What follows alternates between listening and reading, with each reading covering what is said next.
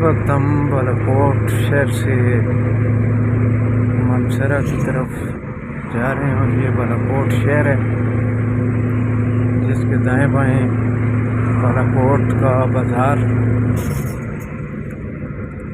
थाना जात, हॉस्पिटल